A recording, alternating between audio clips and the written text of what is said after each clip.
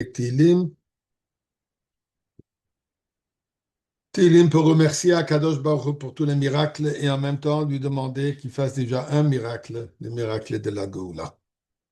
Misma le seuil, chapitre Kouf 100, Misma le seuil de Rila de Kol Haaretz, Idu es Adonai Bisim Chobar Lefanu Benon Aduk Adonai Elehim, U Asan Evlo Nachna Mavutza Marisa Beishor B'Seuy de Chatzor Bisilo, Oy de Baruch Shmoy Ki Toy Adonai Lelom Chazdoy, Liadoy Bodor Amun Seuil, le chapitre du Rabbi, שיר המלס לדוד, לולי אדינוי שהיה לנו ימנו ישראל, לולי אדינוי שהיה לנו בקום עלינו אדם אזי חיים ולאונו בחרוי זפמבנו, אזי המים שותפונו אנחנו אבל נפשנו, אזי אבל נפשנו, המים הזידוני ברוך אדינוי, שלא נסננו טוב לפנים נפשנו כציפורנים לתורם פח רגשים, פח נשבור ואנחנו נמלוט מעזרינו בשם אדינוי, עושה שמיים ואורץ, פינלמן קנון, Hallelujah, hallelujah, Bekot, Shalu, Bekia, Zalu, Bigborisov, Halu, Krev, Good, Halu, Beseka, Shoif, Halu, Benevel, Vachino, Hallelujah, Besofa, Machel, Halu, Minim, Bugov, Halu, Betitili, Shoma, Hallelujah, Betitili, Surah, Koil, Haneshoma, Hallelujah, Hallelujah. Et dans le nom de la Tzedaka.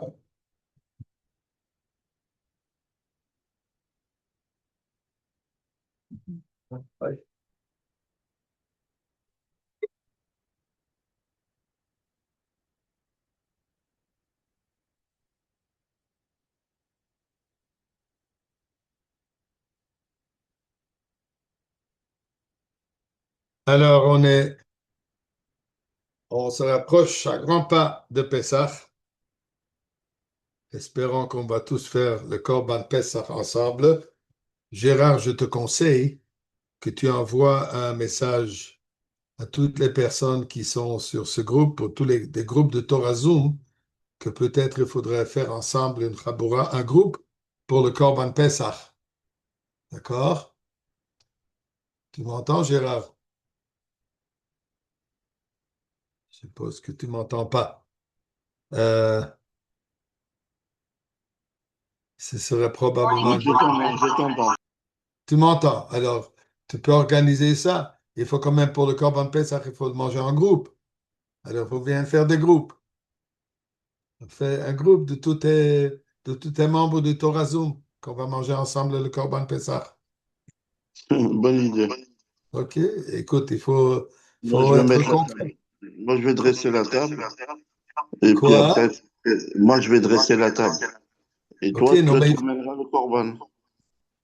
d'accord. Bon, mais il faut quand même que tout le monde soit officiellement associé à ce groupe. Il faut carrément que le groupe soit formé. C'est ça la halakha. Alors, forme le groupe. Toi, tu as l'accès à tous tes membres. Envoie un message que tu veux faire un Batacha. groupe pour le Korban Pesach. C'est pas une blague, c'est sérieux. On y arrive, on est là. Alors, faut se préparer. OK? All right. Alors, je ne sais pas exactement comment sera la Gada, si après la Goula sera la même que nous avons aujourd'hui. D'ailleurs, il a dit qu'on va continuer Pessah, mais ça peut être Mitzrayim, on va toujours raconter l'histoire. Mais est-ce qu'on va dire les mêmes choses ou ça va être différent? Aucune idée. On verra. On va le savoir bientôt. Mais basé sur l'ancienne Haggadah qu'on a dit depuis des 2 millénaires, ou depuis le moment où la Haggadah était euh, organisée. Alors, je voudrais parler un peu de ce sujet. Nous voyons dans la Haggadah, toute la Haggadah, le Seder. C'est quoi Seder? Seder veut dire l'ordre. Hein? L'ordre, ça me rappelle au 770, le Gabbai de Rosh Hashanah, Kippour, etc., il annonçait toujours The Seder Ve'zayin Azoy. Le Seder sera de telle manière. Donc, on a besoin de Seder, on a besoin de l'ordre. Il faut qu'il y ait de l'ordre. Alors, le Seder, on voit qu'il est basé sur le chiffre 4. Ok? Il y a les 4 questions, il y a les 4 fils, les 4 vers. Et d'une certaine manière, nous voyons comme les différents sujets, les différents rites, les différents objets qu'on utilise durant le Seder, certaines de Raïta, certaines de Rabbanan, certaines de coutumes, elles ont en réalité deux aspects. Elles ont deux côtés. Ils ont le côté galout, le côté exil, le côté amer, le côté de l'obscurité, le côté de Mitzrayim. Et en même temps, on voit que là-dedans, on exprime la Goula. On exprime l'attente à la Goula et même l'expérience de Goula. Voyons d'abord le chiffre 4.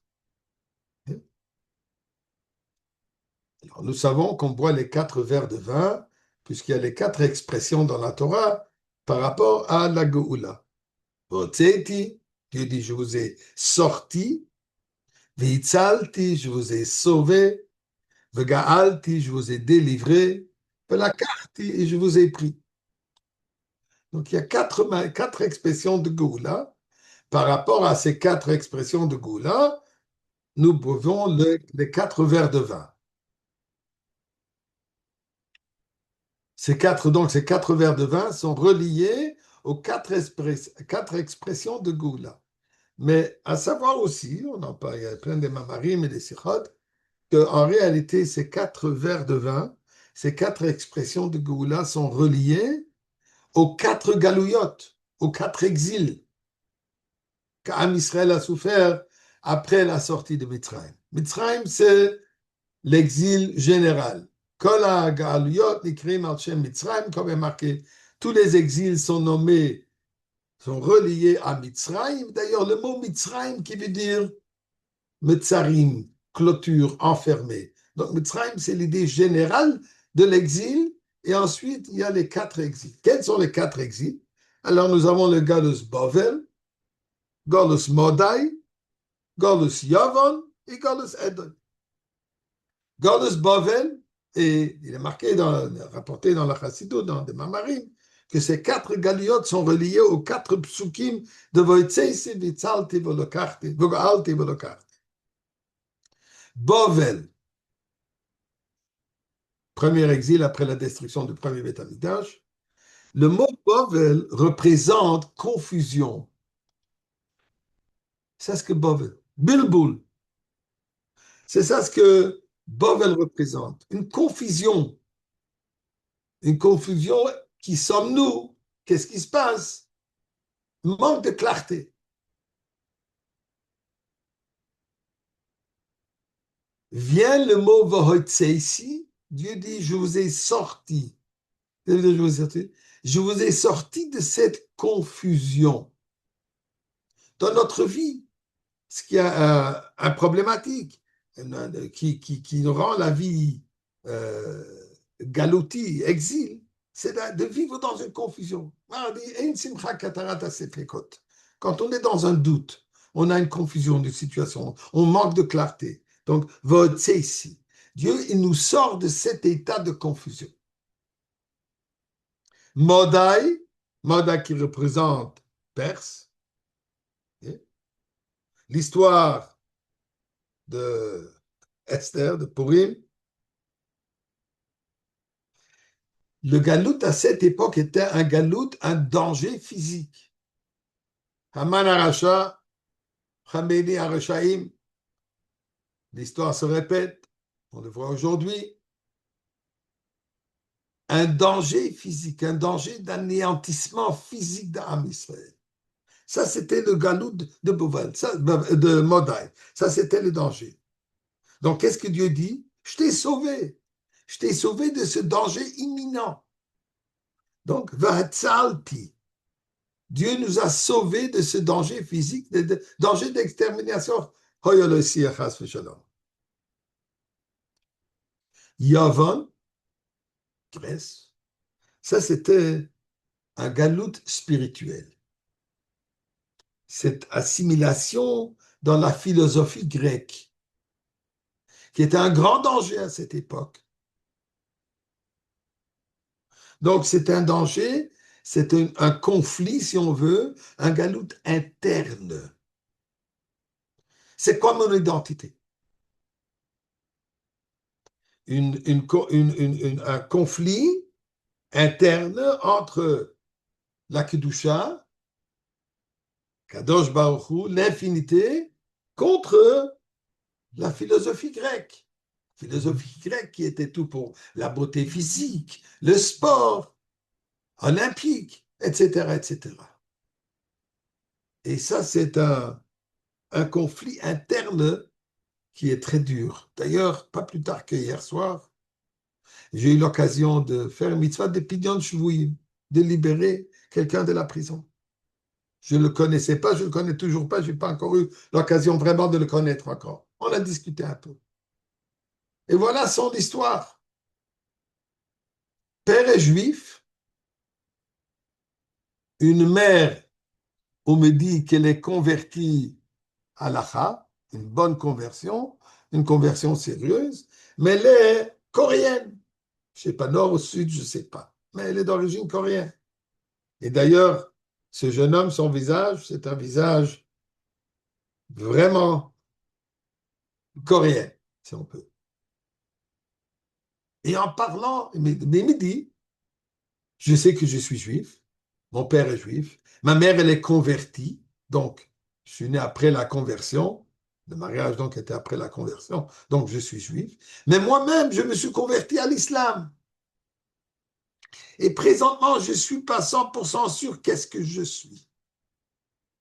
Une crise d'identité. Ça, c'est le danger des Yavon. Cette assimilation dans différentes cultures qui nous sommes. Ça, on a besoin de la délivrance. Ça vient Go'alti. Dieu nous délivre, il nous sort, il nous libère de cet état. Finalement, vient Edom. Edom, c'est l'exil dans lequel nous sommes présentement. Le plus long. 2 millénaires d'exil, Rahman. Qu'est-ce que nous attendons? Nous attendons que Dieu nous remène, que Dieu nous prend et que nous nous réunifions complètement. Redevenons un avec Akadosh Baruch. On est rejeté, on est en galoute, on n'est pas chez nous, même là où nous sommes, on le sent aujourd'hui plus que toujours. On ne demande que qu'on quitte, qu'on rentre chez nous. De la carte. Dieu, il nous reprend, il nous prend chez lui. Il nous réunit avec lui.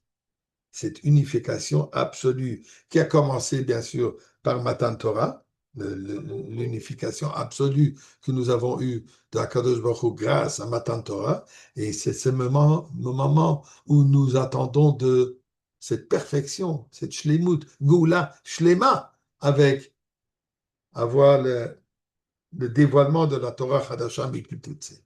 Donc, la première chose, ce qu'on voit, les 4, ce chiffre 4, sur laquelle la Haggadah est basée, le Seder est basé, l'expérience du Seder est basée, puisque nous savons que le Seder, ce n'est pas une histoire qu'on raconte. Le Seder n'est pas seulement de raconter ce qui est arrivé dans le passé, c'est notre expérience. Nous devons le revivre. Nous devons vivre tout ce que nous lisons dans la Haggadah. C'est pas un moment. Et je sais que ça va être peut-être un peu controverse, puisqu'il y a certaines personnes qui le font différemment. On s'assied au Seder, on commence à sortir tous les mefarshim, toutes les explications qu'on a vues, ce meforach et ce meforach, cette interprétation, et on est occupé toute la nuit en train de chacun montrer ses connaissances des différents mefarshim. Mes chers amis, avec tous mes respects, le Seder, c'est un moment d'une expérience de revivre, pas intellectuellement, des explications, mais plutôt de vivre cette expérience, de ressentir cette expérience et de partager ce moment avec sa famille. Pas que les enfants soient assis, la famille est assise en train d'écouter tout des de rachotes toute la nuit, c'est pas ça ce qui s'accomplit. Les saper Mitzrayim, comme il y a marqué, Le saper qui veut dire raconter, mais le saper veut dire aussi de saphir que ça brille. Ce cèdre, cette expérience du cèdre doit briller en nous, que c'est quelque chose que nous vivons. Une expérience et pas une histoire. Donc, nous devons retrouver en nous ces quatre aspects. Cette confusion, cet exil spirituel, cet abandon, etc. Et s'en sortir de cela. Et trouver les moyens et en partager et en parler, afin qu'on sorte de cela, qu'on puisse vraiment avoir ce sentiment de liberté. Puisque, pas rentrer maintenant dans les détails, mais c'est quoi vraiment la définition de liberté? Question que j'ai posée souvent, je vous ai déjà dit ça dans le passé, je suis aumônier des prisons, je visite les prisonniers juifs et je leur pose souvent la question, c'est quoi la liberté? Qu'est-ce qui vous manque? Vous êtes bien, vous êtes nourri, vous êtes logé, vous n'avez aucun problème extérieur, tout est beau, on vous donne tout. On vous ouvre, on ouvre, on ferme les portes pour vous, on vous allume et on vous éteint les lumières. Moi, je dois le faire seul. La réponse, la meilleure que j'ai eue une fois d'un des prisonniers, je crois que c'est la vérité, dit la liberté, c'est quoi? Pouvoir utiliser, exprimer tout mon potentiel. Qu'on ne me limite pas, qu'on ne me refuse pas de pouvoir faire ce que je peux vraiment faire, bien sûr dans le bien. Alors, ça, c'est le soin de Tziat Mitzrayim, d'essayer de retrouver en nous cette liberté, de retrouver le fin fond de nous. Alors là, nous arrivons à une sorte d'un aller-retour, plutôt, je dirais, d'un retour et un aller. Toutes les différentes choses que nous faisons devant le CEDER, d'un côté, elles représentent, on revit l'exil, on revit Mitzrayim, l'obscurité, les difficultés, les dangers, les difficultés qu'il y avait en Mitzrayim, et en même temps, on retrouve là-dedans, et on veut retrouver qu'à travers cela, on retrouve et on voit la Goula et on revient et on arrive à la Goula. On va prendre quelques exemples. Le vin, coutume veut, si on peut, de boire le vin rouge. Le vin rouge qui représente le sang d'Am Israël qui a coulé en Égypte, particulièrement, comme le Midrash nous raconte, que Pharaon marche et tous ceux qui sont ses associés. Il avait besoin de se baigner pour sa peau. Il avait besoin de se baigner tous les jours, un bain de sang frais. Rahman al-Islam faisait couler du sang des enfants juifs pour qu'ils puissent se baigner. Donc ça représente bien sûr l'amertume du Galut Mitzrayim. Mais en même temps, le vin rouge représente quoi? Yainam Sameach, le vin qui amène la joie.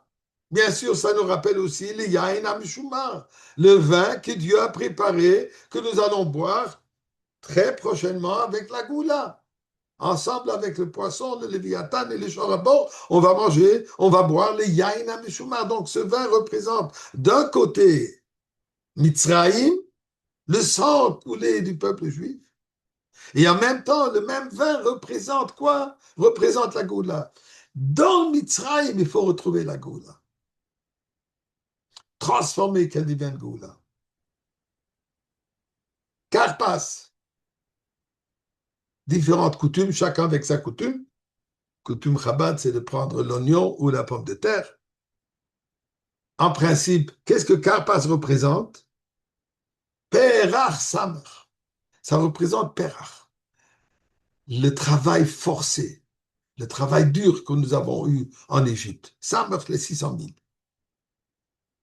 Donc, d'un côté, le Karpas représente l'amertume, pas l'amertume, la difficulté, le travail forcé en Égypte. Mais comment est-ce qu'on le mange? On le trempe dans l'eau salée. L'eau salée représente quoi? L'eau salée représente les deux aspects.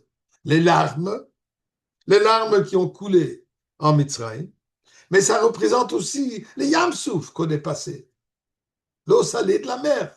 Donc, Golus et Goula. Le karpas lui-même, il est neutre, n'a pas de goût. Ça doit être un sort de légume qui n'a pas vraiment de goût. Donc, ça dépend ce qu'on fait avec. Ce pérach, ces difficultés, ce travail dur, on est appelé à travailler dur. C'est à nous de choisir quel travail qu'on veut faire. Est-ce qu'on veut travailler dur dans le business ou on veut travailler dur dans la voie Hashem? Donc, ça, c'est le choix qu'on nous donne, comment exprimer ce karpas, comment exprimer ce père. D'ailleurs, toute la Gada, elle fait l'aller. On retourne dès le début. Avant de le Parab Mitzrayim, on raconte toutes nos origines qui n'étaient pas tellement fameuses, Terach, etc. Et mais on va vers quoi? On va vers la Goula, on va vers la sortie d'Égypte. Donc, on raconte l'histoire, mais on n'est pas bloqué. On ne reste pas bloqué sur le passé, mais plutôt on va vers le futur imminent qui est le résultat de ce passé. D'ailleurs, pour les Québécois, il n'y a pas beaucoup, je crois que j'ai vu deux ou trois Montréalais Québécois ici. Au Québec, sur les plaques immatriculation de la voiture, il y a un mot, ça vient avec un message. Ça dit « je me souviens ». Ça, c'est le message québécois, ce qui veut dire on se souvient de racines québécoises, le français, etc. Je ne vais pas rentrer. Intéressant, les plaques de voiture d'Ontario, là c'est en anglais, dit yours to discover. À vous de découvrir. C'est quoi la différence? Je crois que c'est une différence fondamentale. Au Québec, on vit avec un passé. Je me souviens, puisqu'il y avait un passé très riche. Le présent et le futur n'est pas fameux. Tandis qu'à Ontario, on vit avec le futur. Nous, on est appelés à voir les deux. Nous, on est appelés à voir les deux. Pourquoi? Puisque ce ne sont pas des choses séparées. C'est une chose qui mène vers la deuxième chose. Le galout, il est là pour nous amener dans la Goula. Et on continue.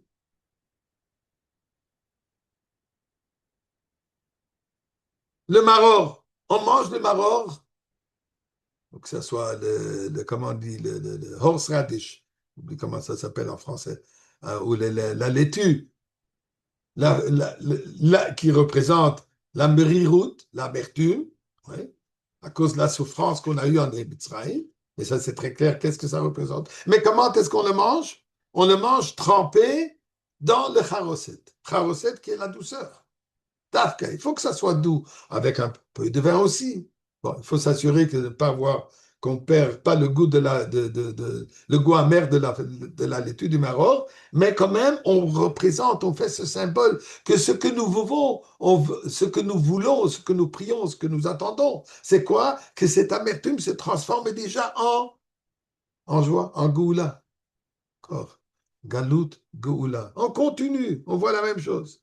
Même dans quelque chose que j'ai entendu de Mesoubim, il faut être allongé, il faut se reposer sur le côté gauche.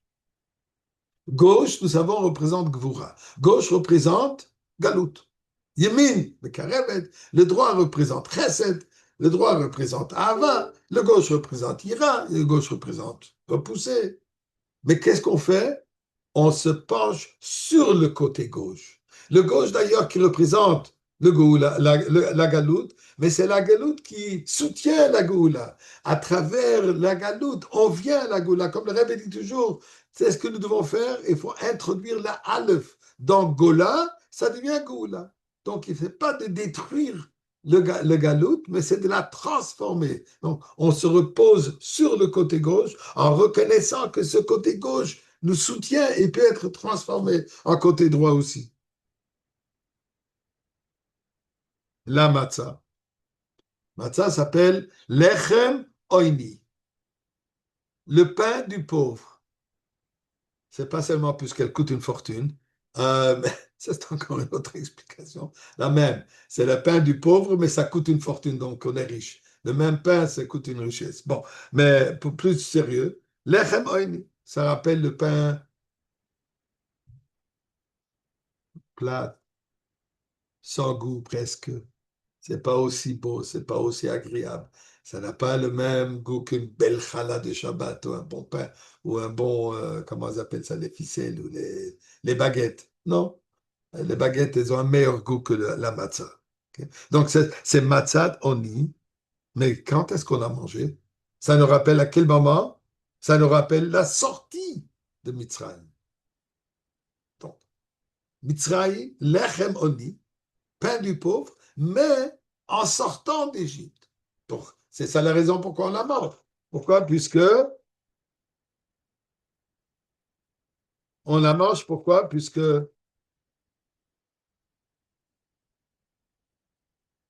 on, excuse, puisque en sortant d'Égypte, les femmes n'ont pas eu le temps de laisser la pâte fermenter. Donc, Galus et Goula. Bien sûr, quand on parle du fameux sandwich, le koirach, c'est quoi le koirach? Koirach, on fait ce mélange entier. La matzah, comme on vient de dire que la matzah elle-même représente la galoute et la goula, on y met le maror à l'intérieur. Il faut y mettre le maror, l'amertume. Ça va, oui. Dans ce processus, dans ce voyage, si on veut, cette marche, cette course plutôt, vers la Goula, à l'intérieur, oui, il y a des moments difficiles. Il y a le maror qui est là-dedans. La matzah qui représente la sortie d'Égypte, comme on vient de dire, on l'a mangée, elle est devenue matzah, parce que quand on est sorti, quand on a finalement quitté l'Égypte, à l'intérieur enveloppé, il y a le maror. Et aussi, il y a le Korban Pessah. Qu'est-ce qui représente le Korban Pessah? Pourquoi pourquoi la fête s'appelle complètement Pessah? Hashem, je Passach Hashem al Bot Bnei Israël. Puisque Dieu, il a surmonté, il a surpassé, il a sauté au-dessus des maisons juives. Dans la Chassidoute, on expliquait, ça veut dire que Dieu a sauté. Il a sauté où? Qu'est-ce qu'il a sauté? Dieu a surmonté son propre système de justice. Dieu a institué, a créé le monde sur un système de din v'cheshbon. Mérite, récompense ou chas v'shalom, punition. On n'a pas mérité. D'ailleurs, les malachim, ils sont venus, ils se sont plaints. Les Yamsouf ne voulaient pas s'ouvrir, malgré le fait qu'il avait une condition.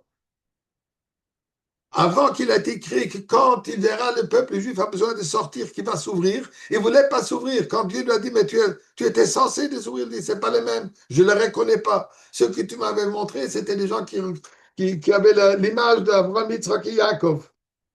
Et ceux-là que je vois ici n'ont pas la même visage, n'ont pas la même allure, sont différents.